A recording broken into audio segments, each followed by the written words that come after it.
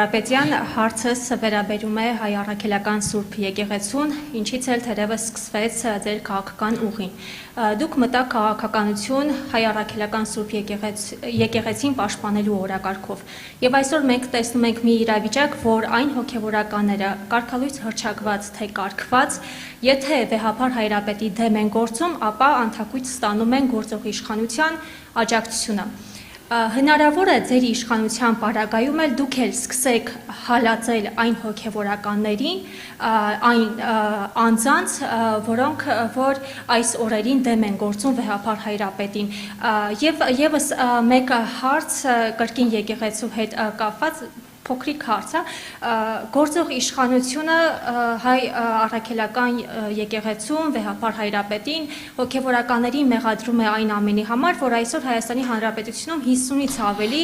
աղանդավորական կազմակերպություններ կան, գուցեև ավելի, եւ ձեր իշխանության պարագայում դուք պատրաստվում եք քրիստոնեությունը Հայաստանի Հանրապետությունում հռչակեք որպես պետական կրոն։ Այո, այսօր սահմանադրությամբ Հայ առաքելական Սուրբ եկեղեցին բացարձակ արժեք է, բայց այնուամենայնիվ պետական կրոն չէ։ Խնդրեմ, շնորհակալ եմ։ Ինձ թվում է հոգևորականների դատավորը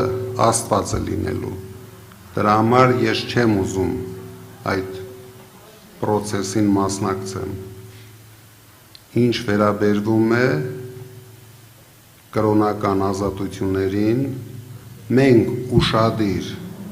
նայելու ենք այդ հարցը, քննարկելու ենք այդ հարցը, ինչքան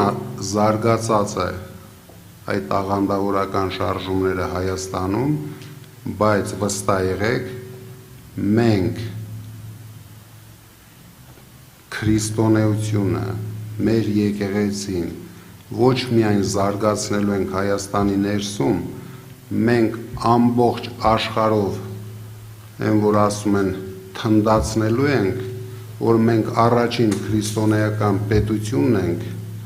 որ դա պետք է բոլոր քրիստոնյաները հարգեն եւ փորձելու ենք ամեն ինչ անենք, որ քրիստոնեության համար մեր էջմիածինը դառնա այնպես, ինչպես մուսուլմանների համար մեկան, բայց ես նորից եմ ասում, դա փորձելու ենք անենք։ Եվ հստակեցնենք, հա, հոգևորականները եկեղեցու թողնելու եք, որպեսզի որոշի եկեղեցին եւ